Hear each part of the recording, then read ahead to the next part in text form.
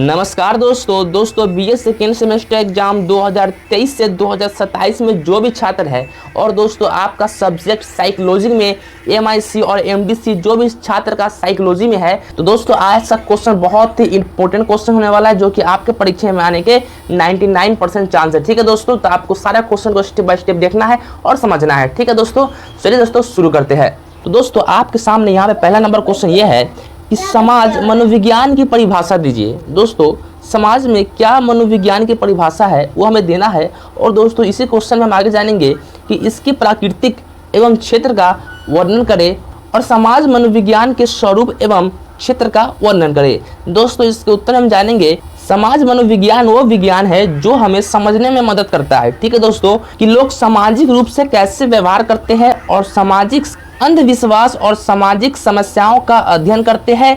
इससे हमें समझने में मदद मिलती है कि कैसे और क्यों लोग समाज में एक दूसरे के साथ व्यवहार करते हैं।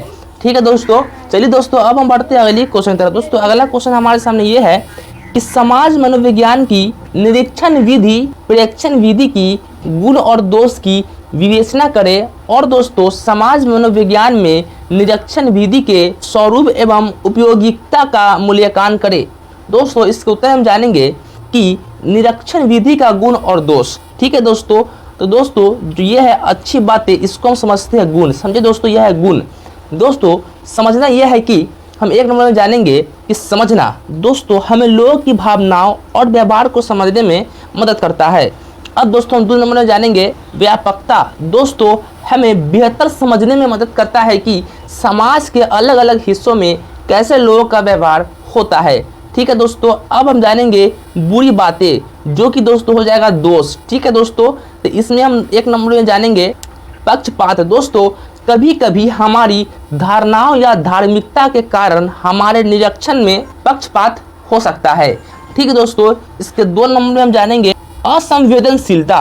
दोस्तों कभी कभी हम अपने धार्मिक या सामाजिक विचारों के कारण अपने निरीक्षण में संवेदनशील हो सकते हैं।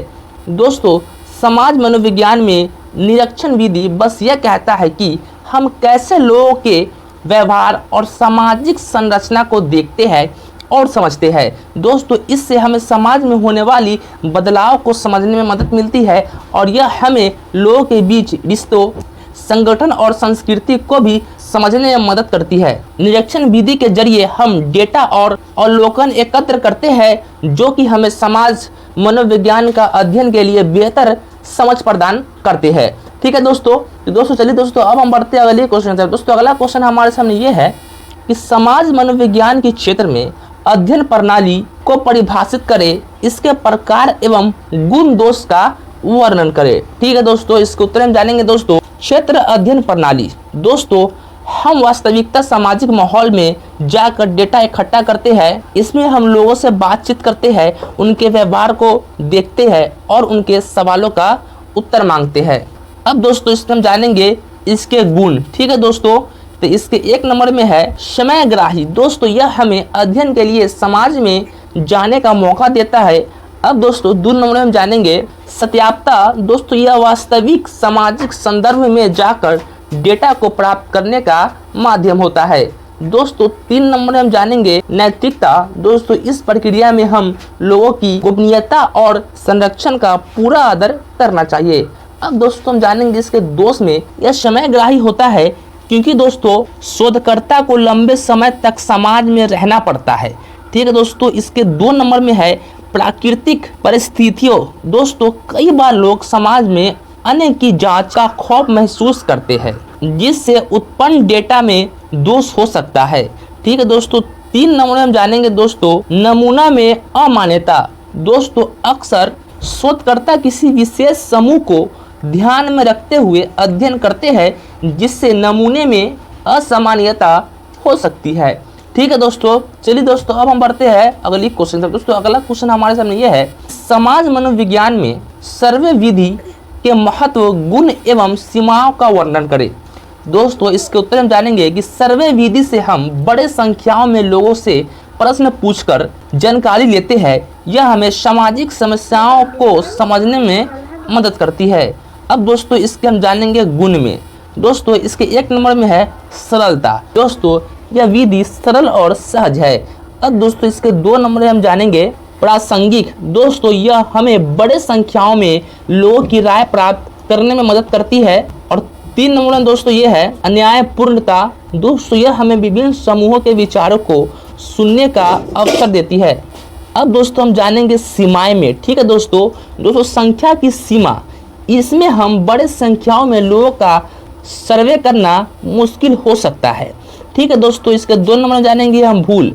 दोस्तों कुछ लोग सही जवाब नहीं देते हैं जिससे नतीजे प्रभावित हो सकते हैं।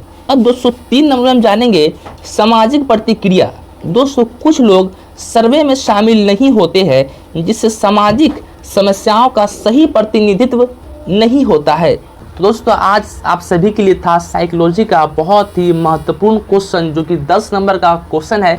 तो दोस्तों आप सभी को इस क्वेश्चन को याद कर लेना। ये क्वेश्चन आपके परीक्षा में आने के 99% चांस है दोस्तों। और दोस्तों आपको जो भी क्वेश्चन का उत्तर कराया जा रहा है छोटे कम शब्दों में, तो आपको अपने परीक्षा में कम शब्दों में बिल्कुल भी नहीं लिखना है। बस आपको क्वेश्चन को समझने के लिए इसका उत्तर को छोटा बनाया गया है ताकि आप समझ सके। ठीक है दोस्तों, तब बढ़िया सा मन लगा पढ़ाई करते रहिए। आपके परीक्षा में आप टाइम बिल्कुल भी नहीं बचा है, आपका परीक्षा कभी भी हो सकता है। ठीक है दोस्तों, तो वीडियो अच्छा लगा तो वीडियो को लाइक कीजिए, मेरे प्यारे दोस्तों के पास शेयर कीजिए। मिलते हैं अगली वीडियो में, तब तक के लिए जय हिंद जय भारत।